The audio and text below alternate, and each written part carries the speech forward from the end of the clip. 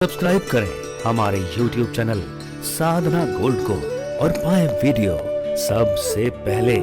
और हाँ, bell icon दबाना ना भूलें। एक दिन हिरण्यकश्यपु जंगल गया तपस्या करने के लिए, ब्रह्मा जी का ध्यान करने के लिए गया और ये जाकर के तप करने के लिए बैठ गए। ओम ब्रह्मणे नमः, ओम ब्रह्मणे नमः।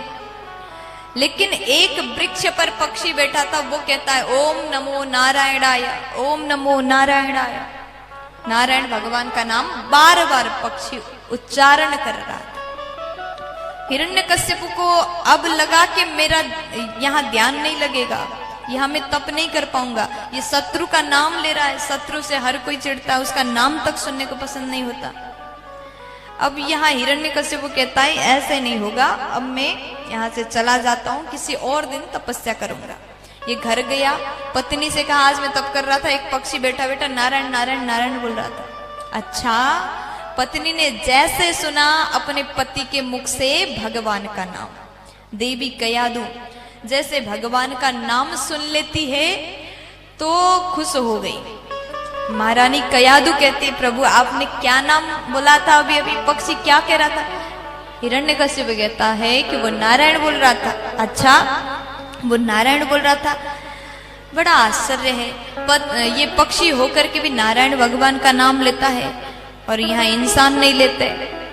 यहाँ कयादु देवी कहती है, कयादु ने कहा, सोचा अंदर मन में, आज मेरे पति के मुख से 108 बार भगवान नारायण का नाम उच्चारण करवा के ही रहूंगी। सोच लिया।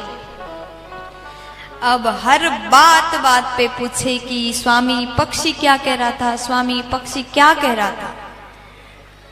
तब ये हिरण्यकश्यपु को भी वही सवाल सुन सुन करके बड़ा बेकार लग रहा था। कहता है नारायण बोल रहा था। भोजन के समय में भी पूछा वो पक्षी क्या कह रहा था, बोले नारायण कह रहा था। रात्रि के समय में गर्भ धारण संस्कार हो रहा था, फिर पूछा पक्षी क्या कह रहा था, बोले नारायण कह रहा था। अच्छा, दूसरे दिन हुआ तो वही सवाल, देवी ने पूछा कि वो पक्षी क्या कह रहा था, एक बार और बताइए ना, मैं भूल गई क्या कह रहा था। बोले नारायण नारायण नारायण कह रहा था। अब कितनी बार और बताएं, बड़ा क्रोध आया उसको। अब इस प्रकार बहुत बार नारायण नाम उच्चारण करवा दिया। अब पत्नी बड़ी खुश हो गई। अब पतिदेव हिरण्यकश्यप कहता अब छोड़ो, मैं जंगल जाकर के तपस्या कर रहा हूं। जंगल गया, तपस्या करने लगा, ध्यान में बैठ गया। ओम ब्रह्मणे नमः, ओम ब्रह्मणे नमः। ब्रह्मा जी का ध्यान लगाए, बहुत कठोर तपस्या किया। ब्रह्मा जी प्रकट हो गए। ब्रह्मा जी जैसे आए, पूछा, ब्रह्मा जी बोले कि देखो हिरण्यकश्यपु, मैं तुम्हारे तपस्या से मैं खुश हूं, मैं प्रसन्न हूं। अब तुम वरदान मांगो, क्या चाहते हो, जो कुछ भी मांगना हो मांग सकते हो। अब हिरण्यकश्यपु मांगने के लिए तपस्या कर रहा था। कहता है देखो ब्रह्मा जी, मैं तपस्या मैंने किया, आप खुश हो गए, मुझे कुछ देना है तो आप मुझे वरदान दो, मैं अमर हो जाऊं, मैं कभी ना मरूं। ब्रह्मा जी बोले ये तो बहुत बड़ा मुसीबत आ गया, क्या करें, अब बड़ा दुष्ट है, कैसे मना करें। ब्रह्मा जी बोले कि देखो ये तो हो नहीं सकता, क्योंकि अगर मैं तुम्हें अमर बनने का वरदान दूं तो ये सृष्टि का नियम बिगड़ जाएगा। ब्रह्मा है जिन्होंने सृष्टि बनाया, वो स्वयं भी सृष्टि के नियम को तोड़ नहीं सकता।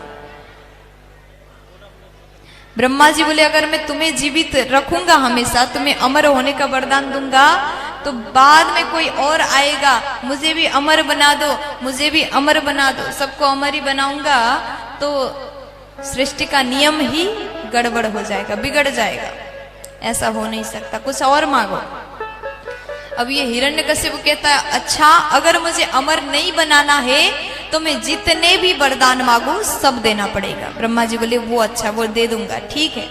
तब यह हिरण्यकश्यप कहता है मुझे वरदान दो कि मैं कभी बाहर ना मरूं, भीतर ना मरूं, जल में ना मरूं, स्थल में ना मरूं, देवता से ना मरूं, मनुष्य से ना मरूं, रात में ना मरूं, दिन में ना मरूं, शस्त्र से ना मरूं, अस्त्र से ना मरूं, 12 महीने में किसी भी माह में मेरा मृत्यु ना हो। सब कुछ मांग लिया। ब्रह्मा जी बोले तथास्तु, ठीक है।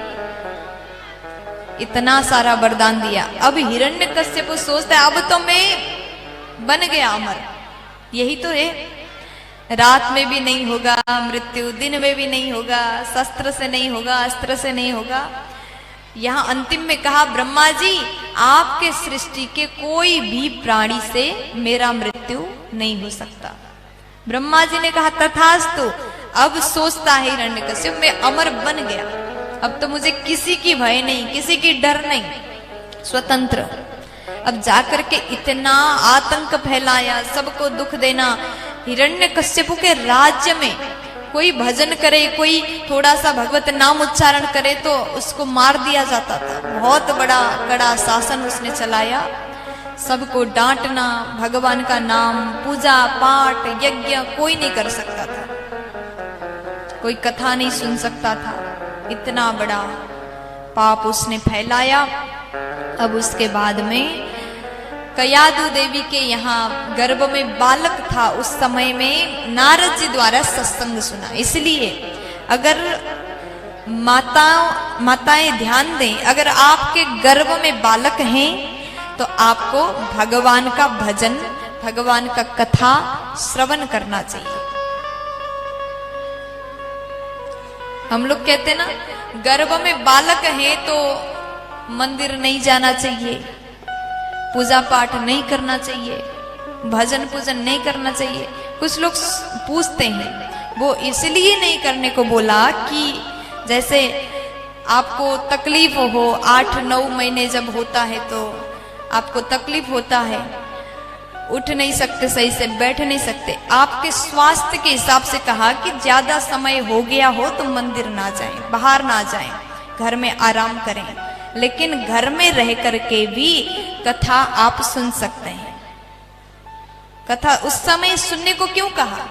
कथा हमेशा सुनिए। विशेष करके अगर आप के गर्भ में बालक हो तो कथा सत्संग इसलिए ज्यादा सुने क्योंकि वो सुना गया, वो कथा, वो सत्संग आपके गर्भ के अंदर जो बालक है वो भी अंदर से सुन रहा होता है और उसके अंदर उसी प्रकार से ज्ञान आ जाते हैं। यहाँ प्रहलाद जी महाराज माँ के गर्भ में ही कयादु देवी ने खूब सत्संग सुना और उसी के प्रभाव से प्रहलाद जी में इतना ज्ञान।